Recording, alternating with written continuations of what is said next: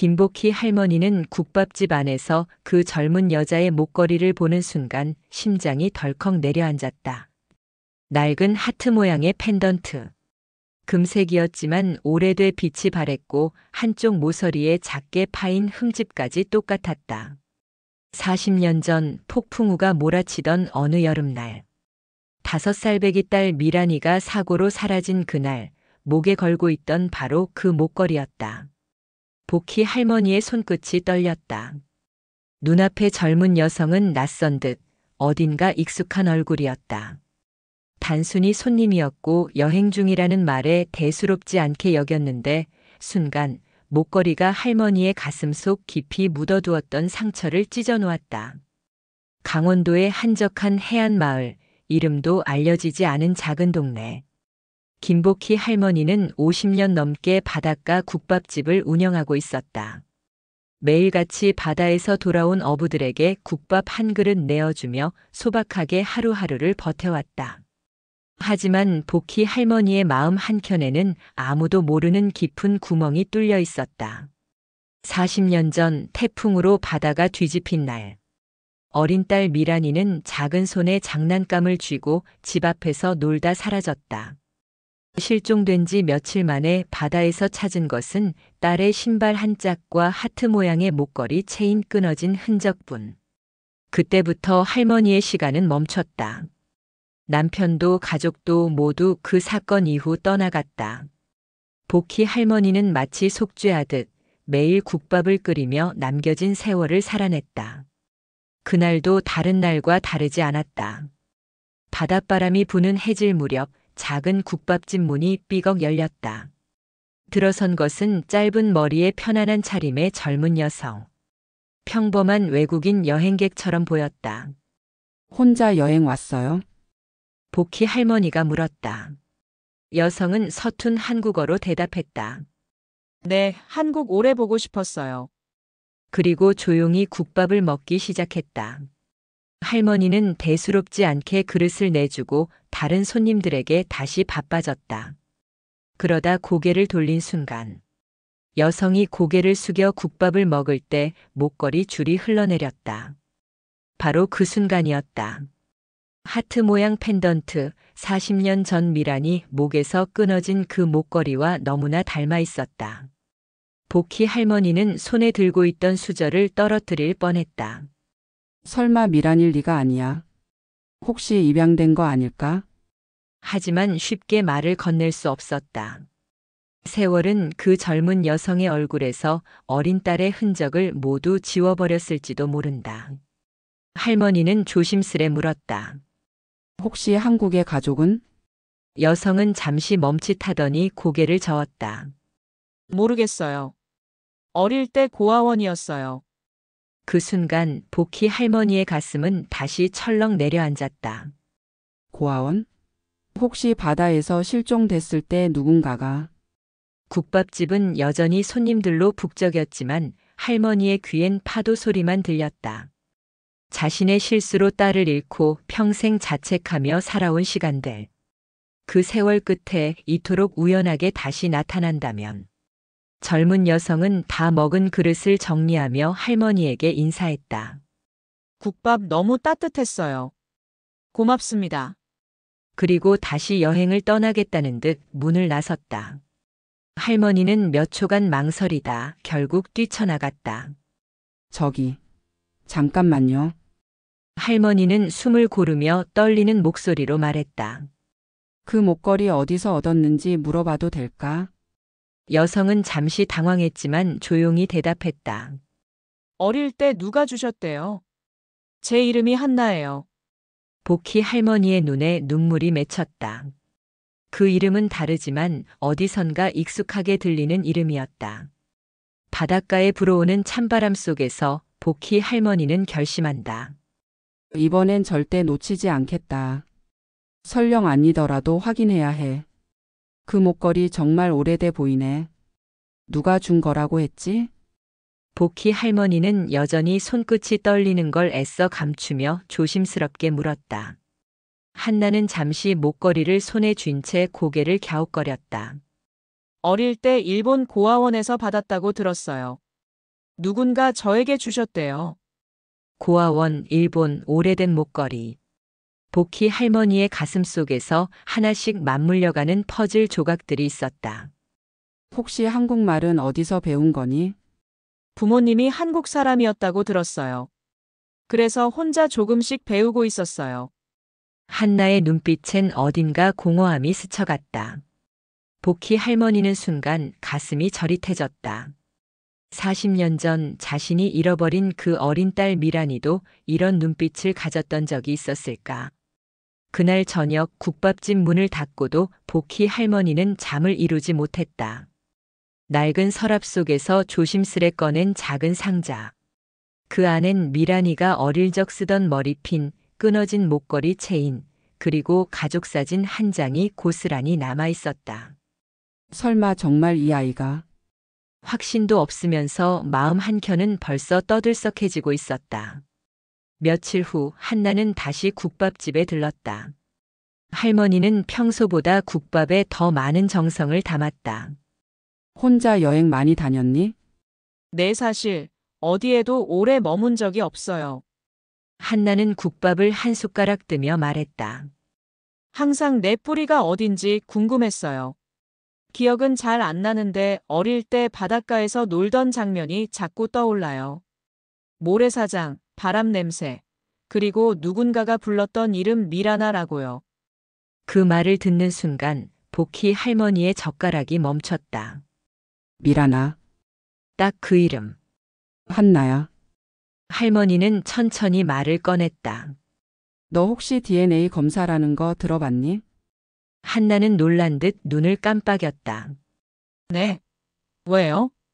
할머니는 깊은 숨을 내쉬었다. 사실은 내가 40년 전에 잃어버린 딸이 있다. 널 보면 그 아이 생각이 많이 나서 말이야. 혹시라도 아니더라도 괜찮다면 확인해 보고 싶어. 순간 한나의 눈에 망설임이 떠올랐다. 하지만 곧 고개를 끄덕인다. 사실 저도 제 뿌리를 찾고 싶었어요. 한번 해볼게요. 검사기관에서 종이 한 장을 건네받기까지는 단 며칠이면 된다고 했다. 하지만 복희 할머니에게 그 며칠은 마치 평생처럼 길게 느껴졌다. DNA 검사가 얼마나 과학적으로 확실한 것인지 할머니도 알고 있었다. 하지만 더 두려웠던 건 그 결과가 자신의 기대와 다를까 봐였다. 40년 동안 후회와 죄책감으로 살아온 삶에서 이제 다시 가족이 될 수 있다는 희망을 품고 그게 깨져버릴까 두려웠던 것이다. 한편 한나는 검사 결과를 기다리며 마을 언덕에 앉아 바닷가를 내려다보고 있었다. 조용히 파도가 밀려오는 소리만 들렸다. 어릴 적 기억은 희미했다. 고아원에서 처음 눈을 떴을 때 그녀에게 주어진 이름은 한나였다. 하지만 자신이 원래 어떤 이름으로 불렸는지, 부모님이 누구였는지 아무도 알려주지 않았다. 다만 가끔씩 꿈에서 바닷바람과 함께 미라나하고 누군가가 부르는 목소리가 들릴 때가 있었다. 그 목소리가 자신에게 어떤 의미인지 모르고 살아왔던 지난 세월. 설마, 정말? 한나도 혼란스러웠다. 한 번도 가질 수 없었던 가족이라는 단어가 그동안 꿈만 같았던 것이 눈앞에 나타난다면 과연 자신은 받아들일 수 있을까? 국밥집 한켠에 쌓아두었던 오래된 앨범을 꺼낸 복희 할머니는 사진 한 장 한 장을 넘겼다. 미란이가 4살 무렵 바닷가에서 소라 껍데기를 귀에 대고 웃던 사진. 마지막으로 함께 찍었던 가족 사진 속 손을 꼭 잡고 웃고 있던 그 아이의 눈망울. 40년 전 그날 태풍이 몰아치던 오후가 또렷하게 떠올랐다. 남편과 함께 가게 일을 하느라 잠시 눈을 돌린 사이 미란이가 바닷가로 달려나갔다. 그 뒤로 남편은 자책하다 병을 얻어 세상을 떠났고 할머니는 자식을 잃은 죄책감에 혼자 남았다. 한 번도 자신을 용서해 본 적이 없었다. 검사 결과를 기다리던 어느 날 한나는 국밥집에 다시 들렀다. 두 사람 사이에는 처음 만났을 때와는 다른 조심스럽지만 따뜻한 기류가 흘렀다. 할머니 혹시 그때 이야기를 좀 더 들려주실 수 있을까요? 복희 할머니는 고개를 끄덕이며 입을 열었다. 미란이는 널 닮은 아이였어. 장난기 많고 바다를 좋아했고. 그날 내가 잠시 한눈을 팔지만 않았어도. 목이 메어 더는 말을 잇지 못했다. 한나는 국밥집 창문 너머로 바닷가를 바라보며 조용히 말했다. 어릴 때 이상하게도 바닷물 냄새가 나면 마음이 편했어요. 가끔 기억이 떠오르는데 바다에 떠있는 작은 고무신 같은 게 복희 할머니의 눈에 눈물이 고였다. 그건 실종된 날 바닷가에서 마지막으로 찾았던 미란이의 고무신이었다. 그날 밤 복희 할머니는 잠들지 못하고 국밥집 마루에 앉아 달을 바라봤다. 달빛 아래 할머니의 손엔 여전히 끊어진 옛 목걸이 체인이 쥐어져 있었다. 미란아, 정말 넌 돌아온 걸까? 멀리 파도가 잔잔히 부서지는 소리가 들렸다. 바다의 숨결 속에서 잃어버렸던 시간이 조금씩 이어지는 듯한 밤이었다. 몇 날 며칠을 길게만 느끼던 그 시간이 지나고 결국 병원에서 전화가 걸려왔다. 복희 할머니는 전화기 너머로 간호사의 말을 듣고 잠시 아무 말도 하지 못했다. 김복희님과 한나 씨의 DNA 일치율 99.9%입니다. 손에 들고 있던 수화기가 미끄러질 뻔했다. 99.9%라는 숫자가 할머니의 머릿속을 멍하게 만들었다. 정말 내 딸 미란이가 맞구나. 국밥집 문을 닫고 할머니는 마을 언덕으로 올라갔다. 한나가 검사 결과를 기다리며 자주 앉아 있던 곳이었다. 저 멀리 바다가 보이고 석양이 지고 있었다. 잠시 후 바닷길을 따라 한나가 걸어오고 있었다. 서로의 눈이 마주친 순간 아무 말도 필요 없었다. 할머니는 두 팔을 벌리고 한나도 주저없이 그 품에 안겼다. 미란아, 내 딸 정말 돌아왔구나. 할머니의 목소리는 울음 섞인 떨림으로 가득했다. 한나 역시 눈물을 참지 못하고 속삭였다. 할머니 아니, 엄마 저도 기억은 없지만 마음이 이렇게 편한 건 처음이에요.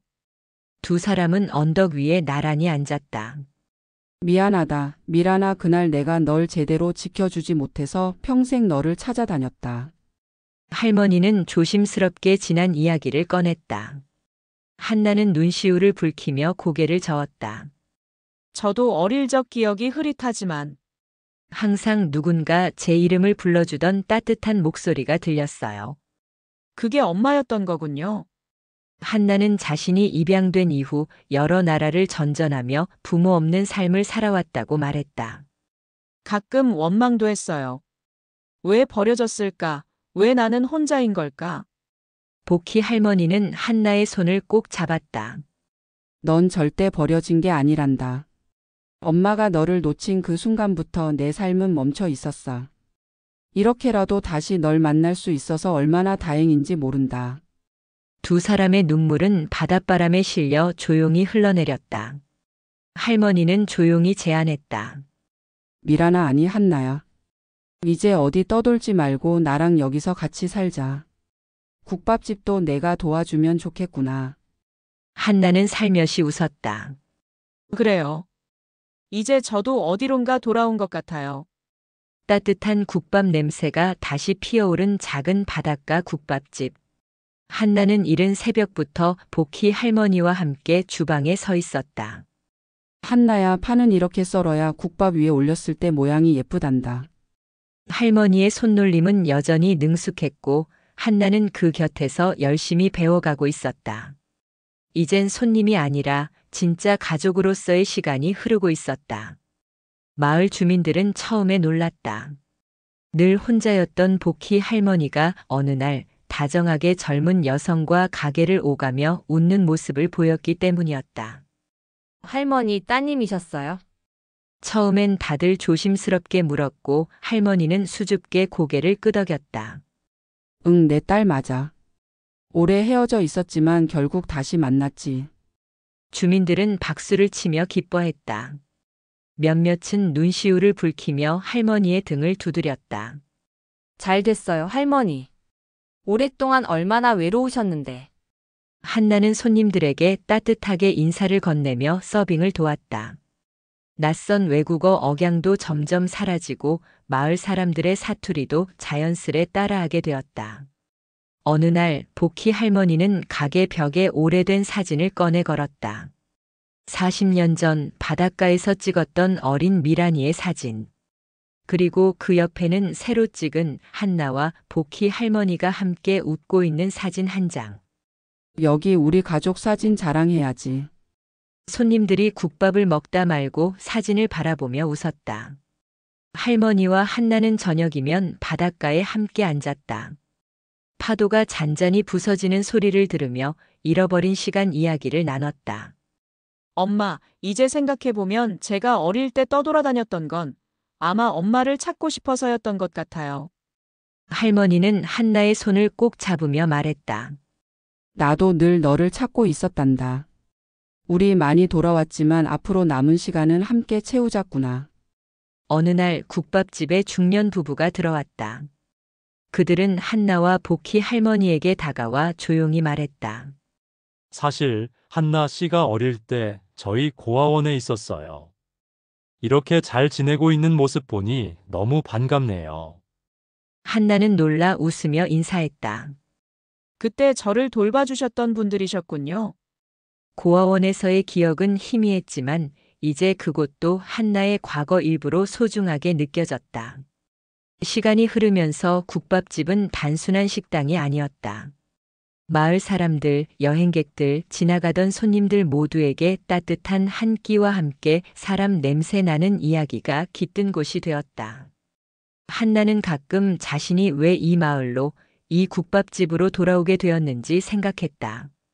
그건 어쩌면 태어났을 때부터 잃어버린 자신만의 집을 찾기 위한 긴 여정이었는지도 모른다. 어느 날 할머니와 한나는 가게 문을 닫고 바닷가에 나란히 앉았다. 해가 저물고 붉은 노을이 물 위를 붉게 물들였다. 엄마, 이제 남은 시간엔 후회하지 말고 서로 아껴가며 살아요. 복희 할머니는 고개를 끄덕이며 말했다. 그래, 미란아. 우리 잃어버린 40년은 너무 길었지만 앞으로 남은 시간은 함께 살아낼 수 있으니 그것만으로도 충분해. 그리고 두 사람은 나란히 앉아 파도 소리를 들으며 조용히 웃었다.